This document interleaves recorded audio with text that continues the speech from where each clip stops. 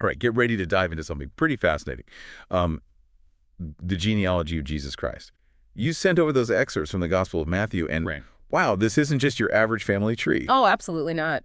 Genealogies were, well, they're a really big deal back then. Way more than just, like tracing your ancestry. Oh, really? Yeah, they determine like inheritance and social standing, even your claim to the throne. But Matthew's genealogy of Jesus, it's got layers, my friend, layers. Okay, break it down for me.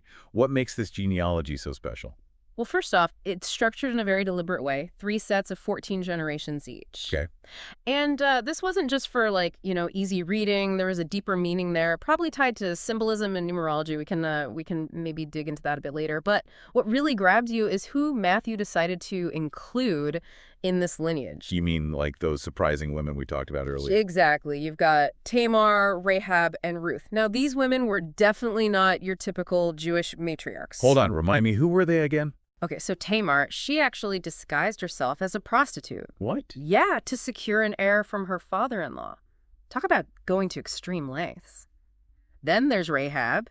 She was a Canaanite prostitute who helped the Israelites conquer Jericho.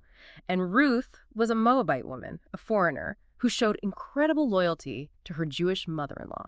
Wow, so not exactly who you'd expect to find in the Messiah's family tree, huh?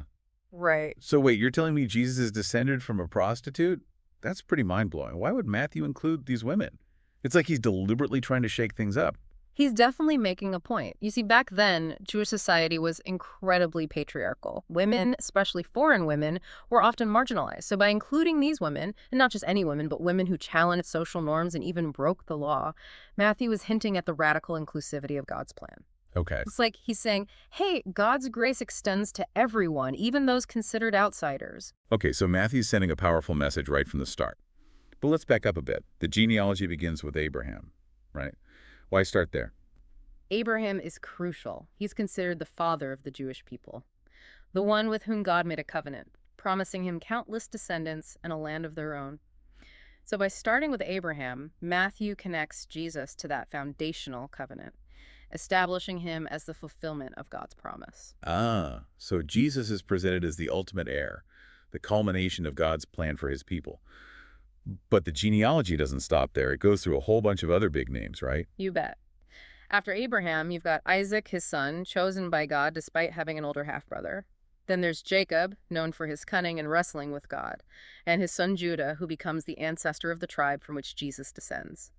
Each of these figures carries significant weight in the Old Testament narrative, shaping the story of Israel and pointing towards the coming Messiah. So it's like Matthew's laying the groundwork, highlighting these pivotal figures who played a role in shaping God's plan.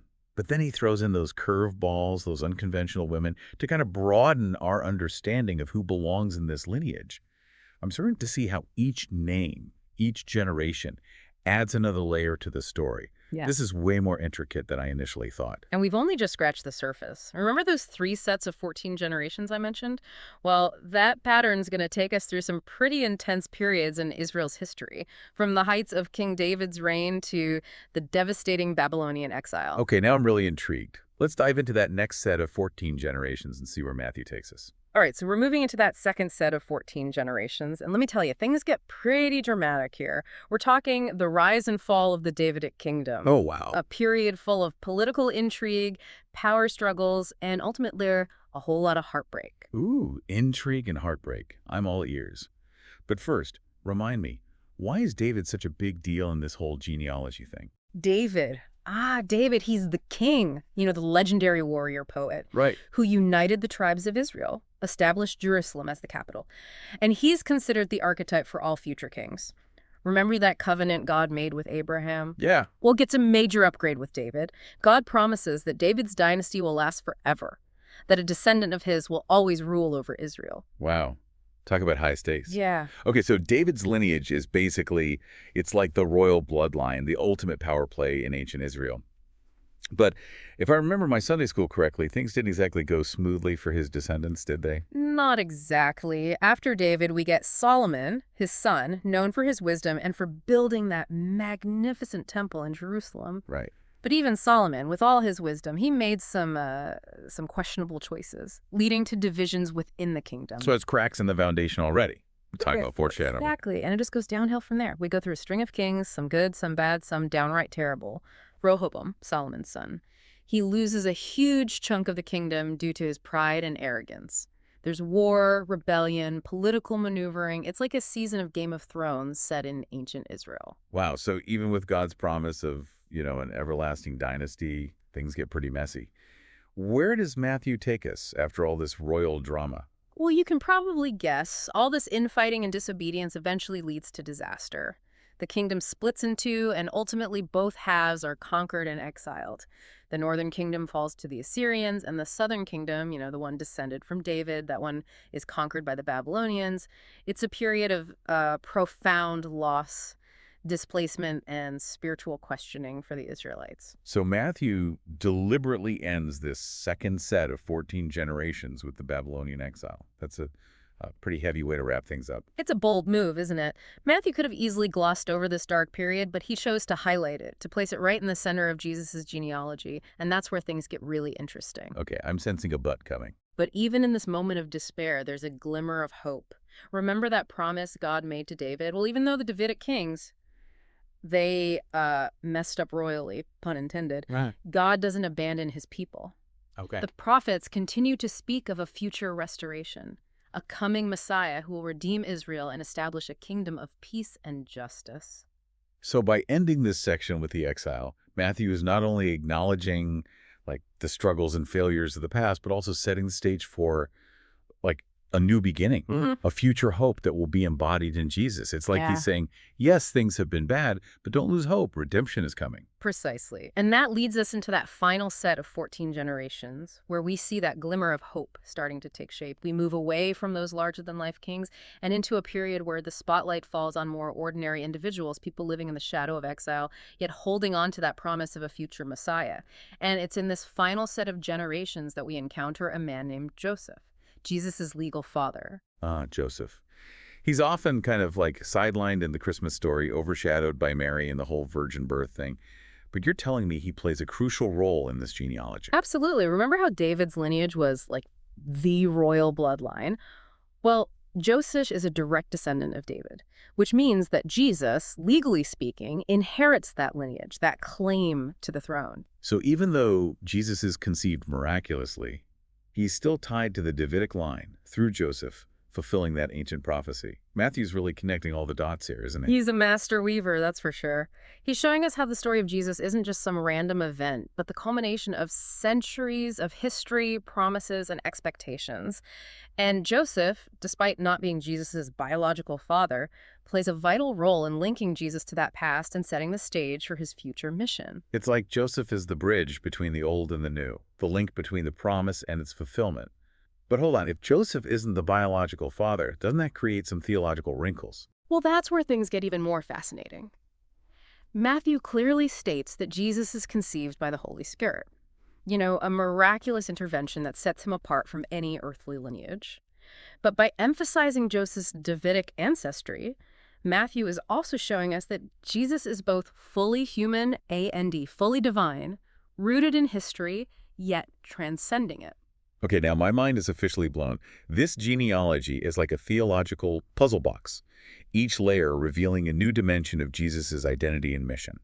So we've traced the lineage, explored the highs and lows of Israel's history, and arrived at this pivotal moment, the birth of Jesus. What can you tell us about how Matthew presents this momentous event? All right, so we've journeyed through centuries, met some incredible characters, and now we're at the heart of it all, the birth of Jesus. I'm guessing Matthew doesn't just give us a simple, and then baby Jesus was born, right? Oh, you know Matthew better than that. Yeah. He sets the stage for something truly extraordinary, something that it shatters all expectations. Remember how we talked about those unconventional women in the genealogy, how they challenged the norms? Well, get ready for the ultimate norm-shattering event. Mary, a young woman betrothed to Joseph, becomes pregnant by the Holy Spirit. Okay, yeah, that's pretty much the definition of unconventional. But why go this route? Why not have Jesus born in a more, shall we say, traditional way? Well, because Matthew is highlighting the divine nature of Jesus right from the start. This isn't just, like a human birth. It's the embodiment of God entering the world in a completely unprecedented way. And it's through this, this miraculous conception that the genealogy truly takes on a whole new meaning.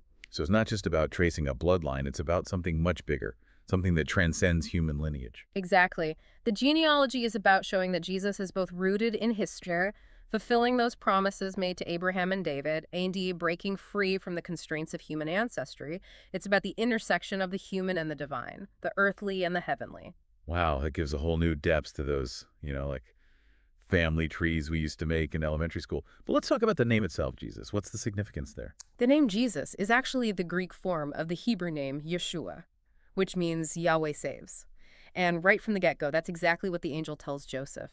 You are to give him the name Jesus because he will save his people from their sins.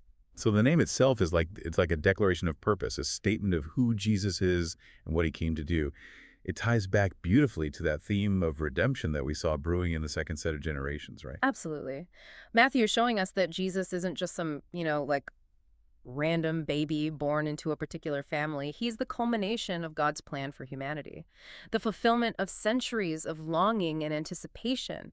He's the one who brings salvation, who breaks the chains of sin, who offers hope and forgiveness to all who believe. Okay, I'm starting to see why this genealogy is so much more than just a list of names. It's a roadmap, a narrative tapestry that weaves together history, prophecy, and the very nature of God. But here's the question that's been swirling in my mind. We've traced the lineage that leads to Jesus, but what about the lineage that follows? Where do WE fit into this whole genealogical picture? That's the million-dollar question, isn't it? And I think Matthew would say that through faith in Jesus Christ, we become part of his spiritual family, grafted into the lineage of redemption. So it's not just about bloodlines anymore, but about like a spiritual connection, a Mhm. shared inheritance of, grace and forgiveness. Precisely. And just like those unexpected figures in the genealogy, Tamar, Rahab, Ruth, who were welcomed into the family despite their unconventional backgrounds, we too are offered a place at the table, regardless of our past mistakes or perceived shortcomings. That's a powerful message of inclusivity. But it also makes me think, if we're part of this spiritual lineage, what does that mean for how we live our lives? Are we just supposed to, sit back and bask in the glory of being part of the family? Or is there something more active, something more challenging that's being asked of us? That's the challenge Matthew leaves us with, I think. He's presented us with this incredible story, this intricate tapestry of history and redemption. And now he's asking us, well, how will you carry this legacy forward? How will you embody the love, grace, and transformative power of Jesus in your own life and in the world around you? So it's not just about tracing our roots, it's about extending those roots, becoming, like branches that bear fruit, that spread the message of hope and redemption to others. Exactly. Matthew's genealogy isn't just about the past, it's about the present and the future. It's about recognizing that we are part of something much bigger than ourselves, something that has the power to change the world. And it's an invitation to step into that story, to become active participants in God's ongoing work of redemption. Wow, what a journey this has been. From a seemingly simple list of names to like this profound exploration of identity, purpose, and belonging, I don't think I'll ever look at a family tree the same way again. Me neither. And that's the beauty of the deep dive, isn't it? Yeah. We take something that seems familiar and uncover hidden layers of meaning, complexity, and wonder. It's like we've unearthed a treasure trove of insights. And now it's up to us to figure out what to do with those treasures. So to you listening, I encourage you, don't let this be just another podcast episode, that you passively consume. Let it spark your curiosity, challenge your assumptions, and inspire you to dig deeper into your own understanding of faith, history, and the incredible story of Jesus Christ. And remember, the genealogy doesn't end with us. It's a story that continues to unfold, a lineage of faith and redemption that we are invited to be a part of. What role will you play in carrying that story forward? That's the question I hope stays with you long after this deep dive is over.